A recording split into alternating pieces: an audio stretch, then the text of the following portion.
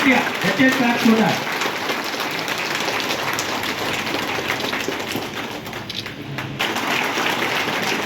అందరూ గట్టిగా క్లాస్ కొట్టి అభినందించాలి. ముగ్గురు కూడా అభినందిస్తూ రాష్ట్ర కమిటీ తరఫున కూడా శుభాకాంక్షలు తెలుపుతున్నాం.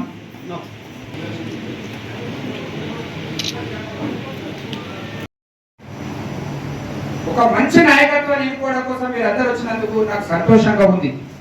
కానీ ఒక నాయకత్వాన్ని ఎన్నుకోవడం ఒకటే కాదు, మరి ఆ నాయకత్వం వెంబడి మనం ఏం చేస్తున్నామని కూడా ఆలోచించాలి. ఈరోజు రాష్ట్ర అధ్యక్షుడిగా శేఖర్ సాగర్ మీ బిడ్డ, మీ తమ్ముడు, మీ అన్నగా 24 గంటలు 365 రోజులు మీ నమ్మకం కొలది మీరు పెట్టిన వ్యక్తిగా నేను మీ అందరికీ సేవకుడిగా నేను పనిచేస్తున్నా. మరి నాలాగా పనిచేయాలి కదా జిల్లా నాయకత్వం రేపు వచ్చే వాళ్ళు. నేను చెప్తా ఉన్నా, అట్లాంటి నాయకత్వాన్ని మీరు ఎన్నుకోవాలి ఈరోజు. లేకపోతే మన భవిష్యత్తు మన చేతిలో ఉందయ్యా. మన భవిష్యత్తు మన చేతిలోనే ఉంది. ఈరోజు మనందరం దాదాపుగా వ్యవసాయదారులు. నేను ఒక చిన్న ఉదాహరణ చెప్తా. మనం పంటలు వేస్తాం, వేసవి కాలం అయిపోయిన తర్వాత దున్ని ఎండకు ఎండ పెడతాం. నేను కూడా వ్యవసాయ కుటుంబం కాబట్టి నాకు కూడా పొలం ఉంది కాబట్టి చెప్తాం.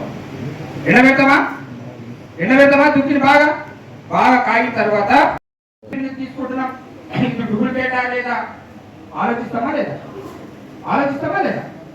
వచ్చిన తర్వాత ఒట్టి విత్తనం వేస్తే రాత్ర బాబు ఇది దీనికి ఎరువేయాలి, పెంట ఎరువేయాలని ఆలోచిస్తామా లేదా? ఇవి వేసే తర్వాత ఇవి ఎంత లోతులు వేయాలి, కరెక్ట్ ఇన్ని జాగ్రత్తలు తీసుకోవడంతోనే ఆ విత్తనం మొలకెత్తి మంచి పంటగా ఏపుగా పెరిగి మంచి రాబడి వచ్చేటువంటి పంట మన చేతికి వస్తుంది. ఇది నిజమేనా కాదా?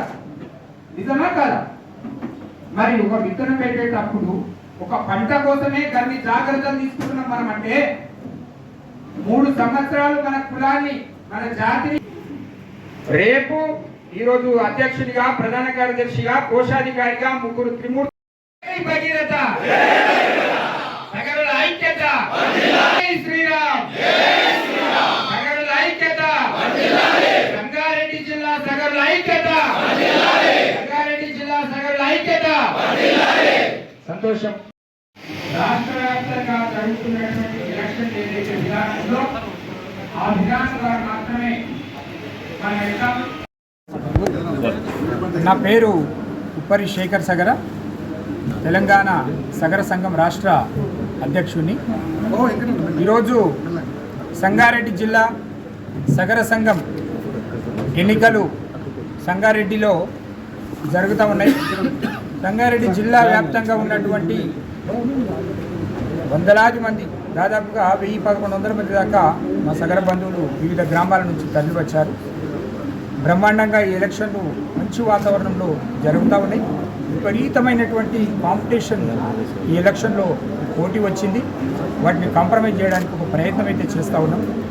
ఏదేమైనా సగరులు ఈరోజు రాజకీయంగా చైతన్యవంతులై మొన్న జరిగినటువంటి గ్రామ పంచాయతీ ఎన్నికలలో గతంలో ఎన్నడూ లేని విధంగా ఒక చరిత్రగా దాదాపు 100కు పైగా సర్పంచులుగా 100 నుంచి 150 మధ్యలో సర్పంచులుగా గెలిచారు.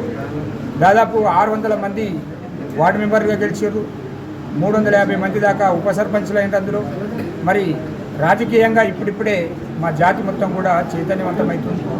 సంగారెడ్డి జిల్లాలో కూడా ప్రభావితమైనటువంటి జనాభా సగరులది ఉన్నది. అన్ని రాజకీయ పార్టీలను మేము రిక్వెస్ట్ చేస్తున్నాం. ఈ సందర్భంగా రాబోయేటువంటి మున్సిపల్ కార్పొరేషన్ ఎలక్షన్లు కావచ్చు, లేకపోతే ఎంపీటీసీ జడ్పీటీసీ ఎన్నికల్లో కావచ్చు, సగరులను మీ అన్ని పార్టీలు కూడా గుర్తించాలి. సగరులను రాజకీయంగా గుర్తించి టికెట్లు ఇవ్వాలి అని మేము డిమాండ్ చేస్తున్నాం, విజ్ఞప్తి చేస్తున్నాం. కానీ రాబోయే ఏ స్థానిక సంస్థల ఎన్నికలు, ఎంపీటీసీ జడ్పీటీసీ మున్సిపల్ ఎలక్షన్లో కనుక సగరులకు తగిన ప్రాధాన్యత ఇవ్వకుండా టికెట్లు ఇవ్వలేనటువంటి రాజకీయ పార్టీల ఓటమికి మాత్రం తప్పకుండా మేము ఈరోజు చాలామంది అనుకుంటున్నారు సంఖ్య తక్కువగా ఉన్నదని. మా సంఖ్య తక్కువ లేదు. ఈ రాష్ట్రంలో 8 నుంచి 9 లక్షల జనాభా నిర్దిష్టంగా ఉన్నాం.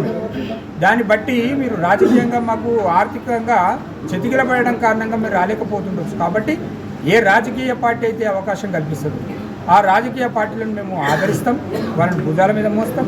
ఏ నాయకుడైతే ఈ జిల్లాలో ఉన్నటువంటి అన్ని రాజకీయ పార్టీల నాయకులు సగరులను గుర్తించండి, రాజకీయంగా మీరు అవకాశాలు కల్పించండి, మీకు వెన్నుదనుగా మేము నిలబడతాం. వీటితో పాటు ఈరోజు కాంగ్రెస్ ప్రభుత్వం ఈరోజు ఈ రాష్ట్రంలో అధికారంలో ఉంది. మేము ముఖ్యమంత్రి గారికి ప్రభుత్వానికి కూడా డిమాండ్ చేస్తూ ఉన్నాం. 1986లో ఎన్టీ రామారావు గారు ఇచ్చినటువంటి 166 జీవోను పునరుద్ధరించి సగరుల జీవితాల్లో వెలుగులు నింపే విధంగా, భవిష్యత్తును నిర్దేశించే విధంగా 166 జీవోను పునరుద్ధరించాలి. లేని పక్షంలో ఈరోజు ఉన్నటువంటి బీసీ కమిషన్ ద్వారా ఒక సమగ్రమైనటువంటి విచారణ జరిపి మా యొక్క జీవన స్థితిగతుల మీద ఒక పర్ఫెక్ట్ నివేదికను తీసుకొని మమ్మల్ని బీసీడీ నుంచి ఏలోకి కలపాలని చెప్పేసి ఒక ప్రధానమైనటువంటి డిమాండ్ ఉంది. మా పక్క రాష్ట్రాలైనటువంటి కర్ణాటక, మహారాష్ట్ర, ఒరిస్సా లాంటి రాష్ట్రాలలో అనేక రాష్ట్రాలు ఇంకా కూడా ఆ రాష్ట్రాల్లో మా వాళ్ళకు రిజర్వేషన్లు వస్తున్నాయి. మా వాళ్ళు నిజంగా కూడా వాస్తవానికి ఏడ పని ఉంటే ఆడ పని చేసుకుంటూ పోయి జీవనం గడుపుతున్నటువంటి పరిస్థితి. మా చరిత్ర చాలా గొప్పగా ఉంటుంది. భగీరథుని వంశము, శ్రీరాముని వారసత్వం మరి. కానీ జీవన ప్రమాణాలు మాత్రం ఆర్థికంగా చితికిలబట్టేటువంటి పరిస్థితి. ఈరోజు ఉమ్మడి ఆంధ్రప్రదేశ్లో ఒకే ఒక ఎమ్మెల్యే అయ్యింది.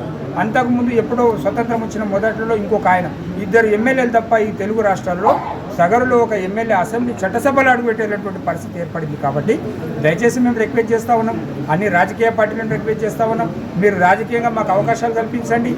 మీ ఇంబడి మేము ఉంటాం. మీ పార్టీలను ఆదరించడానికి మేము అన్ని రకాలుగా మేము సర్వశక్తితోటి పనిచేయడానికి సిద్ధంగా ఉన్నాం.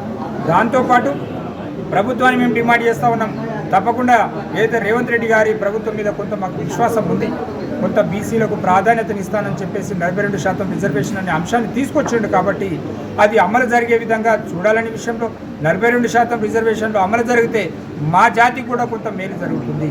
కానీ మొండిగా పోయి ఈ ప్రభుత్వం కొంత ఇబ్బందికరంగా బీసీలను దొక్కాలి, అందులో బీసీలో మేమున్నామనే విషయాన్ని మేము గుర్తు చేస్తూ ఉన్నాం.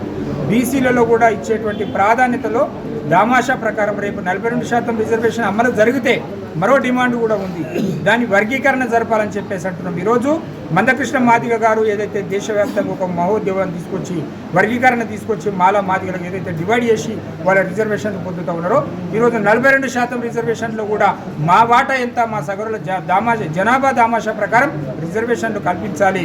అది ఒక రాజకీయంగానే కాదు, విద్యా ఉద్యోగాల్లో కూడా మాకు ఈ అవకాశాలు కల్పించే విధంగా ప్రభుత్వం చొరవ చూపాలి. ఒకవేళ ప్రభుత్వం కనుక చొరవ చూపకుండా మొండికేస్తే మాత్రం రాబోయే రోజుల్లో ఈ ప్రభుత్వాన్ని కూడా ఎంతో కొంత మా శక్తి మేరకు ఓడించేందుకు ప్రయత్నం చేస్తాం. దయచేసి మీరు చేస్తారనే విశ్వాసం, నమ్మకం ఉంది. చెయ్యాలి, చేస్తే మేము భవిష్యత్తులో మిమ్మల్ని ఆదరిస్తాం. చేయకపోతే మాత్రం ఎవరైతే ఆదరించారో వాళ్ళ అంతు చూడడానికైతే మేము సిద్ధంగా ఉన్నామనే విషయాన్ని తెలియజేస్తూ మా యొక్క సంఘము రాష్ట్ర వ్యాప్తంగా పటిష్టవంతంగా తయారు చేసే క్రమంలో అన్ని జిల్లాలు పర్యటన చేస్తూ ఉన్నాం. ఈరోజు సంగారెడ్డి జిల్లాలో ఒక ఊహించని స్థాయిలో ఒక ఫంక్షన్ హాల్ తీసుకుంటే ఫంక్షన్ హాల్ సరిపోలే. మీరు చూస్తూ ఉన్నారు మీడియా వాళ్ళు, ఆ బయట మొత్తం కూడా బారులు తీరు లోపల రావడానికి ప్లేస్ లేదు. ఇంత చైతన్యం వచ్చింది.